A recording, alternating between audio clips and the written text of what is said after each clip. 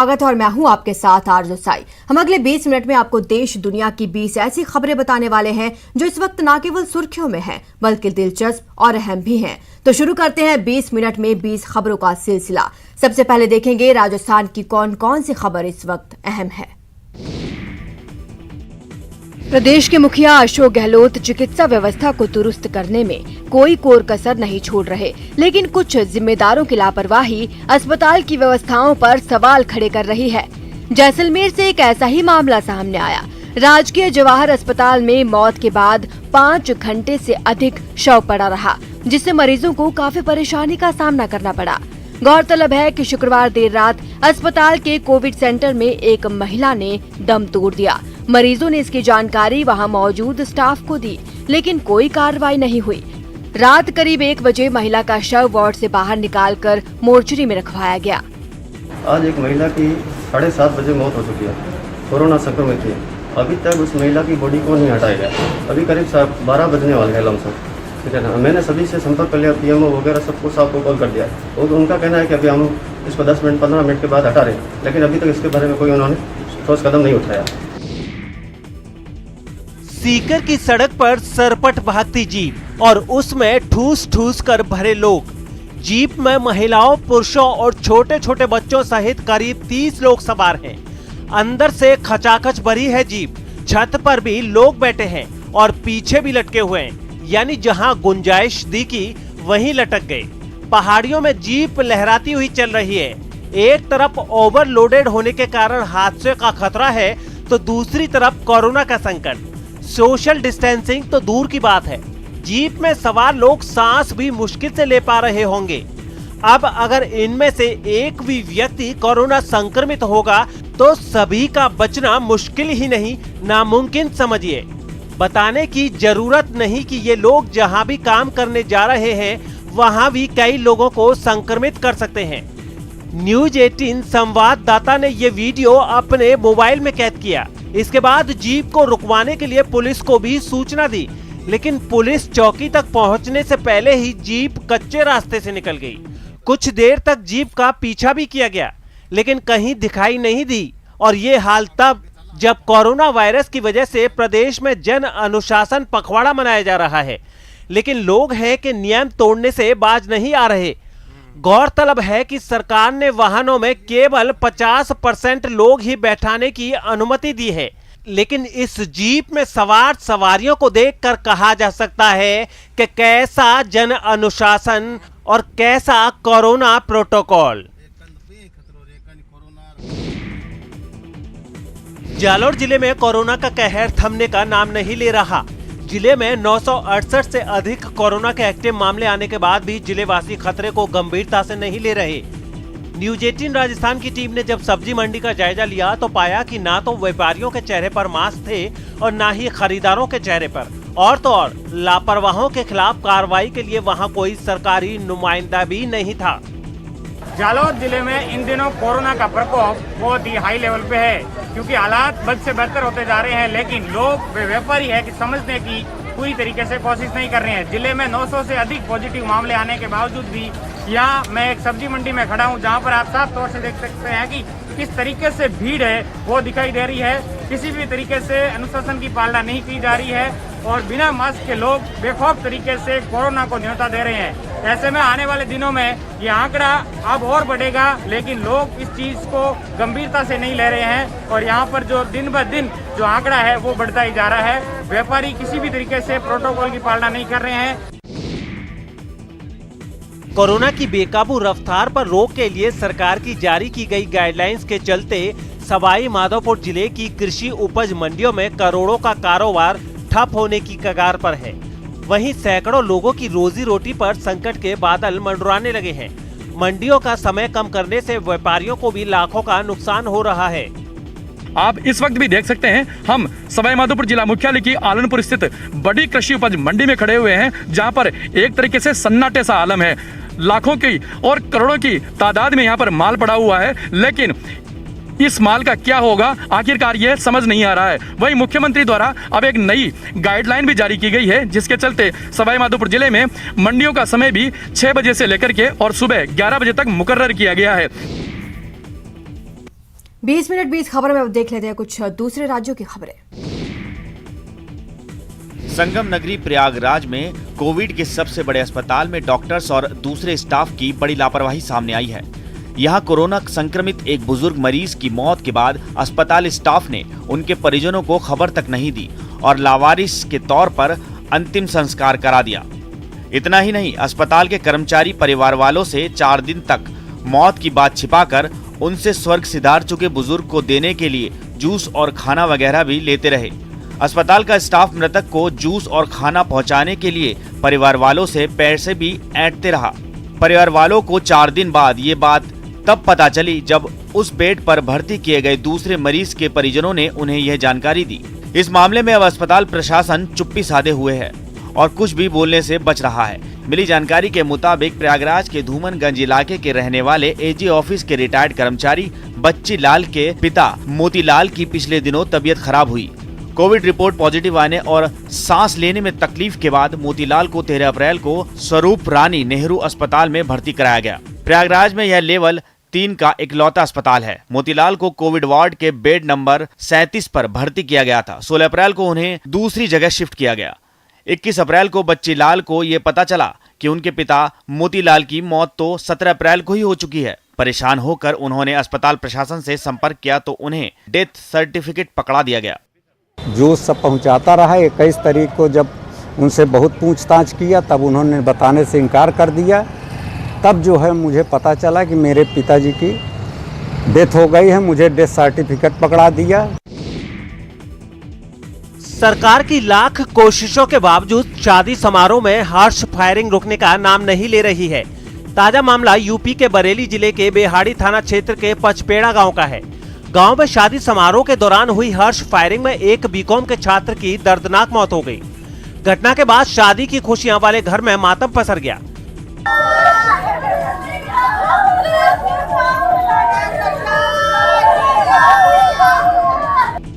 मिली जानकारी के मुताबिक मृतक छात्र भारत बीकॉम की पढ़ाई के साथ साथ कंपटीशन की तैयारी कर रहा था। पचपेड़ा गांव में बारात आई हुई थी और भारत दावत में गया हुआ था। वहां डीजे पर डांस हो रहा था। इसी दौरान किसी ने अवैध असले से गोली चला दी। गोली भारत के सीने में लगी और वो लहूलुहान होकर गिर गया। गोली लगने से छात्र की मौके पर ही मौत हो गई। भारत की मौत होते ही गोली चलाने वाला शख्स फरार हो गया। मृतक छात्र के पिता की रिपोर्ट पर नामजद हत्या का मुकदमा दर्ज किया गया है। एसपी सिटी के मुताबिक आरोपी की गिरफ्तारी के लिए 2 टीमों का गठन किया गया है और जल्द ही आरोपी को गिरफ्तार भी कर लिया जाएगा।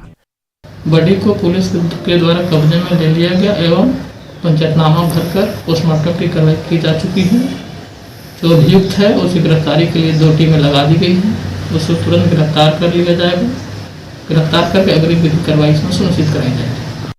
गौरतलब है कि सुप्रीम कोर्ट के आदेश के बाद भी शादी समारोह में हर्ष फायरिंग रोकने का नाम नहीं ले रही है। झूठी शान की खातिर लोग शादियों में जमकर फायरिंग करते हैं, जिससे हादसे भी होते हैं और बेगुनाहों की जान तक चली जाती है।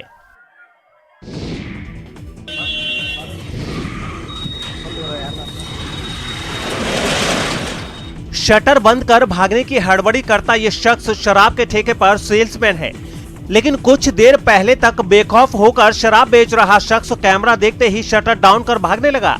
तस्वीरें यूपी के फिरोजाबाद जनपद की हैं। यहाँ नाइट कर्फ्यू लागू होने के बाद भी धड़ल्ले से अंग्रेजी और देसी शराब बिक रही है। शराब माफिया को पुलिस प्रशासन का जरा भी खौफ नहीं है। कई थाना क्षेत्रों में नाइट कर्फ्यू लगने के बाद रात्रि 10 और 11 बजे तक ठेकों पर अंग्रेजी और देसी शराब जमकर बेची जा रही है। वहीं अपना वीडियो बनता देख शराब दुकानदार शटर बंद कर मौके से फरार हो गया। वहीं शराब खरीदने वालों का आरोप है कि शराब की कीमतों से ज्यादा पैसे लिए जा रहे हैं। कितने रुपए लिए इसके? क्या नाम आपका?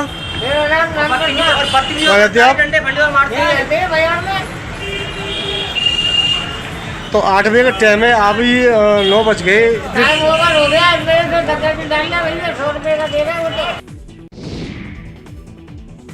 दरभंगा मेडिकल कॉलेज में एक मरीज की मौत के बाद डॉक्टरों और उसके परिजनों में तीखी झड़प हो गई। इस बीच इमरजेंसी में काम करने वाले डॉक्टरों ने काम ठप कर दिया और दोषियों की गिरफ्तारी पर अड़ गए। मिली जानकारी के मुताबिक शुक्रवार शाम गंभीर स्थिति में हार्ट अटैक के एक मरीज को इमरजेंसी में लाया गया। मरीज को तुरंत वेंटिलेटर की जरूरत थी। लेकिन डीएमसीएच में वेंटिलेटर खाली नहीं था। चिकित्सकों ने मरीज के परिजनों को बाहर इलाज करने की सलाह भी दी। इसी बीच मरीज ने दम तोड़ दिया। मरीज की मौत होने के साथ उसके परिजनों और पीजी डॉक्टरों के बीच बहस होने लगी। इस बीच मरीज के साथ आए युवक ने डॉक्टरों के साथ बदसलूकी कर दी, जिसके बाद देखते ही देखते हंगामा खड़ा हो गया। सुरक्षा कर्मियों के साथ पुलिस ने स्थिति को नियंत्रण किया। इस बीच डॉक्टर से बदसलूकी करने वाले लोग वहां से निकल गए। डॉक्टर ने शव को रोक दिया, साथ ही इमरजेंसी में काम बाधित करते हुए आरोपियों की गिरफ्तारी और उनके खिलाफ प्राथमिकी दर्ज करने की मांग पर अड़ गए। इस दौरान करीब 5 घंटे तक इमरजेंसी में कामकाज प्रभावित रहा। के बाद वो 4-5 आदमी को लेके आया है, तोड़फोड़ करने लगा है, डॉक्टर पर जानलेवा हमला किया है, सरकारी संपत्ति और डॉक्टर की अपनी संपत्ति का लूटपाट किया। एक तरफ जहां आम आदमी कोरोना से हलकान है, लोग आर्थिक तंगहाली से जूझ रहे हैं, वहीं दूसरी ओर निजी अस्पताल लोगों की मजबूरी का लाभ उठाने में कोई कोर कसर नहीं छोड़ रहे। निजी अस्पताल की मनमानी फीस भरने के लिए लोगों को अपनी संपत्ति गिरवी रखनी पड़ रही है। ऐसा ही एक मामला छत्तीसगढ़ के महासमुंद का आया है, जहां भलेसर गांव के परमेश्वर सिन्हा को उनके परिजनों ने इलाज के लिए 7 अप्रैल को गंजपारा स्थित आदित्य हॉस्पिटल में भर्ती करवाया। अस्पताल ने मरीज को ऑक्सीजन की व्यवस्था न हो पाना बताकर 11 अप्रैल को दूसरे अस्पताल ले जाने की छुट्टी दे दी। तब प्रबंधन ने 49,610 रुपए का बिल बनाया। इस बीच ऑक्सीजन की व्यवस्था हो गई और परमेश्वर का इलाज 19 अप्रैल तक इसी अस्पताल में होता रहा। 19 अप्रैल की शाम परमेश्वर को डिस्चार्ज किया गया। तब 7 से लेकर 19 अप्रैल तक कुल 13 दिन के इलाज का बिल प्रबंधन ने 3,340 रुपए का बनाया, जिसके बाद मजबूर परिजनों ने गांव जाकर नाते रिश्तेदारों से रुपए उधार लेकर बिल का भुगतान किया। ये बताना चाहूँगा कि इस कोविड महामारी के समय में हमारे द्वारा एक कंट्रोल रूम की स्थापना की गई है, जहाँ से हम लोगों की समस्याओं का समाधान करने में प्रयासरत हैं। उस पर निजी अस्पतालों द्वारा मरीजों से दुगना पैसा वसूल करना यह अपने आप में बहुत ही मनमानी का शब्द जाहिर करता है।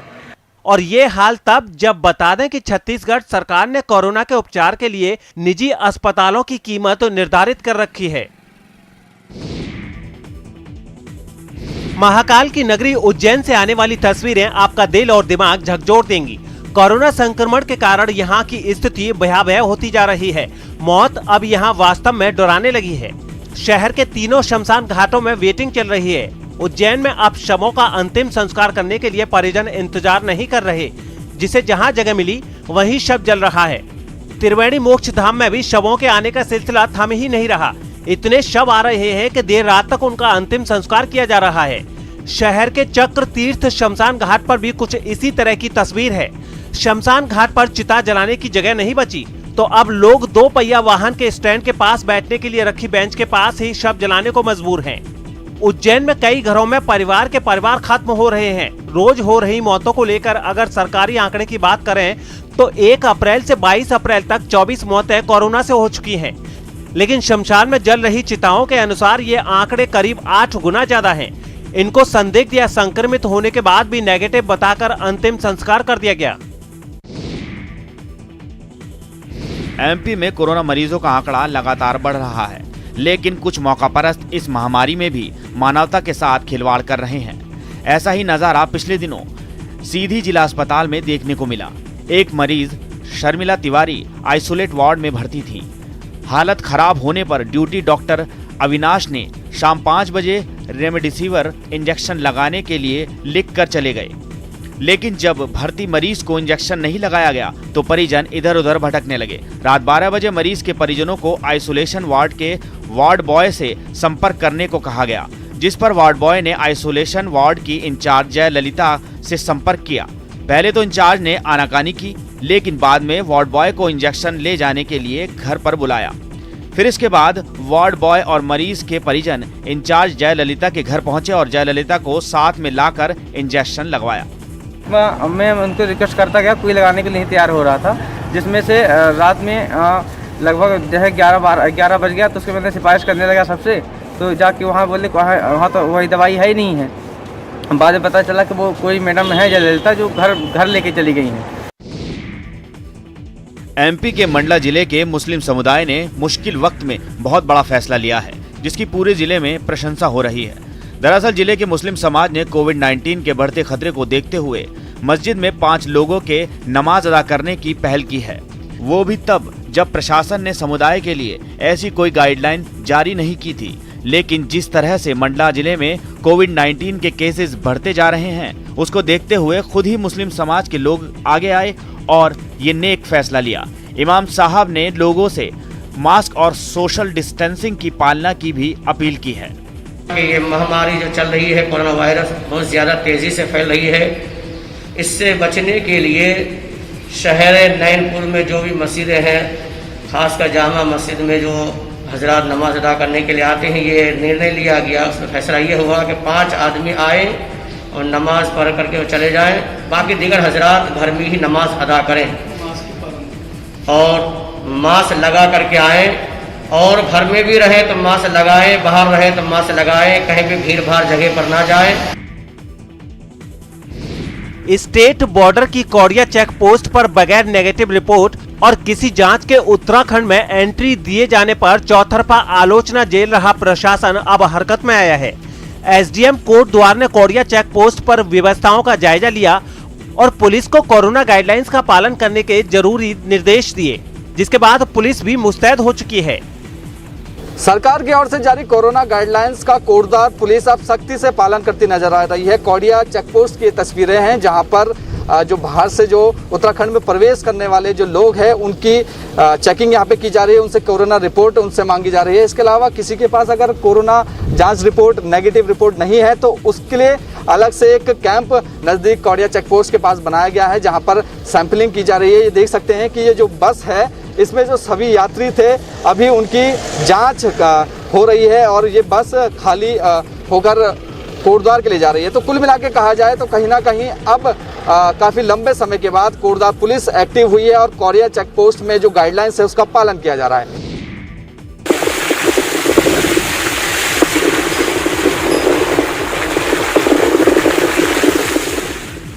यकीन नहीं हो रहा ना, हो भी कैसे। एक तरफ जहां देश के दूसरे हिस्से जलती चुभती गर्मी झेलने को मजबूर हैं, वहीं उत्तराखंड के पिथौरागढ़ पर कुदरत मेहरबान है। जी हां, पिथौरागढ़ में मौसम का मिजाज पूरी तरह बदला है। लंबे समय बाद जिले के ऊंचाई वाले इलाकों में अप्रैल में बर्फबारी हुई है। मुनस्यारी और उसके आसपास हुई बर्फबारी के बाद तापमान में भारी गिरावट दर्ज की गई है। मुनस्यारी के साथ ही राजरंबा, पंचापुली, खलिया टॉप और कालामुनी के करीब जमकर बर्फ गिरी है। वहीं निचले इलाकों में बीते दिनों से झमाझम बारिश जारी है। मुनस्यारी के खलिया टॉप और बलाती में हिमपात से ठिठुरन बढ़ गई है। धारचूला के दारमा और व्यास घाटियों में भी लगातार हिमपात हो रहा है। इस कारण जिले के अधिकतम और न्यूनतम तापमान में गिरावट भी दर्ज की गई है। और अब देख लेते हैं अंतर्राष्ट्रीय जगत की कुछ अहम खबरें। ग्रीस में कोरोना काल में ऐसा संकट पैदा हुआ कि वहां स्वास्थ्यकर्मी और पुलिस जैसे कोरोना योद्धा ही आमने सामने आ गए। असल में ग्रीस में कई तरह की पाबंदियां लागू होने के बावजूद कोरोना का कहर थमने का नाम नहीं ले रहा। ऐसे में दम तोड़ती स्वास्थ्य सेवा की तरफ सरकार का ध्यान खींचने के लिए प्रदर्शनकारी स्वास्थ्य मंत्री से मिलने निकल पड़े। लेकिन इससे पहले कि वो स्वास्थ्य मंत्रालय की बिल्डिंग के अंदर दाखिल हो पाते, पुलिस दरवाजे पर ही तनकर खड़ी हो गई और उन्हें आगे बढ़ने से रोक दिया। पुलिस का पहरा देखकर तो स्वास्थ्यकर्मी अपना आपा खो बैठे और पुलिस से जा भिड़े।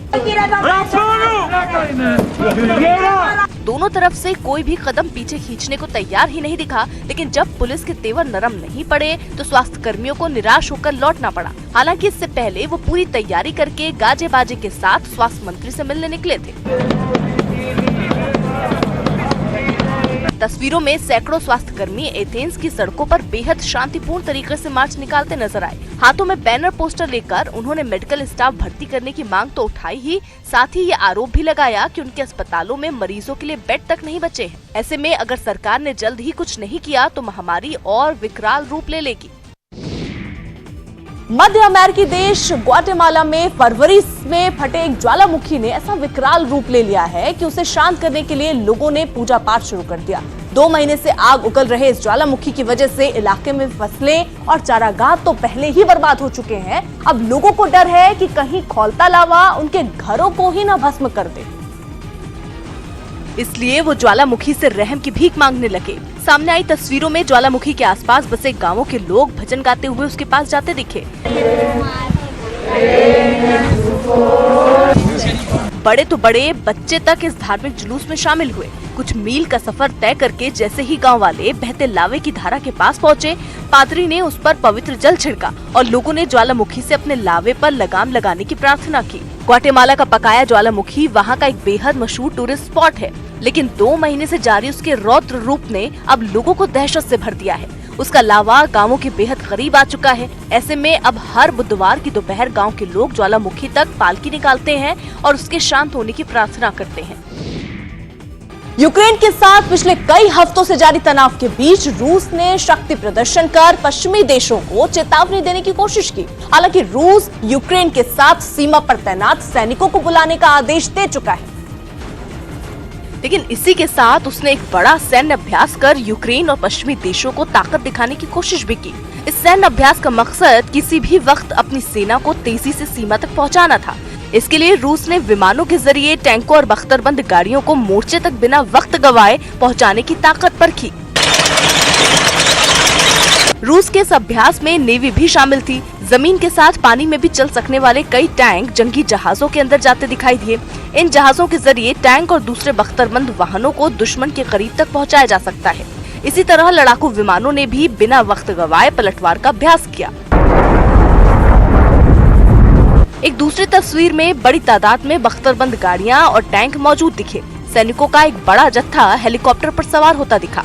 वहां कई हेलीकॉप्टर एक साथ उड़ान भरते दिखाई दिए। खुद रूस के रक्षा मंत्री ने एक विमान में सवार होकर इस पूरे अभियान का जायजा लिया। यूक्रेन से तनाव के बीच रूस ने वहां अभी भी अपने S-400 मिसाइल डिफेंस सिस्टम समेत कई भारी हथियार तैनात कर रखे हैं। अमेरिका के कैलिफोर्निया में 1 महीना पहले पुलिस की गोली का शिकार होने वाले अफ्रीकी मूल के एक आदमी की अमेरिकी की गोलीकांड का वीडियो जारी कर दिया गया है। हैरानी की बात यह है कि गोली चलाने वाले इस पुलिस अफसर ने 2018 में भी ताबड़तोड़ 9 गोलियां चलाकर 33 साल के एक शख्स को भून डाला था। 2 दिन पहले उस मामले में पुलिसकर्मी पर आरोप तय हुए और उसी दिन पिछले महीने का ये वीडियो भी सामने आ गया है, जिसमें पुलिस अफसर सड़क पर चलते उस शख्स का पीछा करता दिखा। वो आदमी आराम से कहीं जा रहा था, लेकिन पुलिस वाले ने उसे रुकने को कहा। Come here. अफ्रीकी मूल का नागरिक नहीं माना, वो सीधा चलता रहा। जब पुलिस वाला उसके बेहद करीब आ गया तो उसने चाकू निकाल लिया। आदमी के हाथ में चाकू देखते ही पुलिस वाला चौकन्ना हो गया और उसने उस पर पिस्तौल तान दी। इसके बाद तो ट्रैफिक का शोर गोली की गूंज में दब गया। दिन दहाड़े बीच चौराहे पर पुलिस ने गोली चला दी और अफ्रीकी मूल का नागरिक जमीन पर गिर पड़ा। बताया गया कि पुलिस को शक था कि उसने इलाके में कुछ गाड़ियों पर पत्थर फेंके थे, इसलिए वो उससे पूछताछ करना चाहती थी। दक्षिण अमेरिकी देश कोलंबिया में सोने के अवैध खनन पर नकेल कसने के लिए एंटी नारकोटिक्स पुलिस और सेना ने मिलकर एक बड़े ऑपरेशन को अंजाम दिया। सुरक्षा बल की टीम ने वहां सोने की एक खदान पर छापा मारा और वहां इस्तेमाल होने वाली करीब 2.5 करोड़ की मशीनों को नष्ट कर दिया, ताकि खनन माफिया की कमर टूटकर रह जाए। सामने आई तस्वीरों में एंटी नारकोटिक्स पुलिस और सेना के जवान पूरे लाव लश्कर के साथ तैयार दिखे। हाथों में ढाल, बड़ी बड़ी बंदूक और गोला बारूद लेकर सैनिक फुर्ती से हेलीकॉप्टर में चढ़े और दूर दराज के इलाकों में मिशन पर निकल गए। उन्होंने आसमान से ही घने जंगलों के बीच होते सोने के काले धंधे पर अपनी नजर गड़ा ली। इसके बाद जैसे ही हेलीकॉप्टर जमीन पर उतरे, जवान खादान में चप्पे चप्पे पर तैनात हो गए और अवैध खनन में इस्तेमाल होने वाली भारी भरकम मशीनों को फूंक दिया गया। पुलिस की भनक लगते ही खादान में काम करने वाले कई मजदूर तो वहां से भाग खड़े हुए, लेकिन जो वहीं रह गए वो जवानों के आगे अपना दुखड़ा रोते दिखे।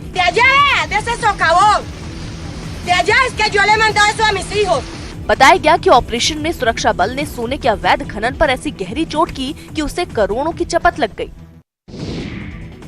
अमेरिकी स्पेस एजेंसी नासा ने एक साथ 2 इतिहास रच दिए। एक तरफ जहां नासा ने दूसरी बार मंगल ग्रह में अपने मिनी हेलीकॉप्टर को कामयाबी के साथ उड़ाया, तो वहीं दूसरी तरफ उसने मंगल में मौजूद कार्बन डाइऑक्साइड से ऑक्सीजन बनाने का करिश्मा भी कर दिखाया, जिसका एक वीडियो भी सामने आया। नासा की तरफ से जारी की गई तस्वीरों में उसका मिनी हेलीकॉप्टर उड़ान भरता नजर आया। 1.8 किलो भारी इस छोटे से हेलीकॉप्टर ने इस बार पिछली बार से ज्यादा लंबी और ऊंची उड़ान भरी। इस बार वो सतह से करीब 16 फुट की ऊंचाई तक पहुंचा और साथ ही उस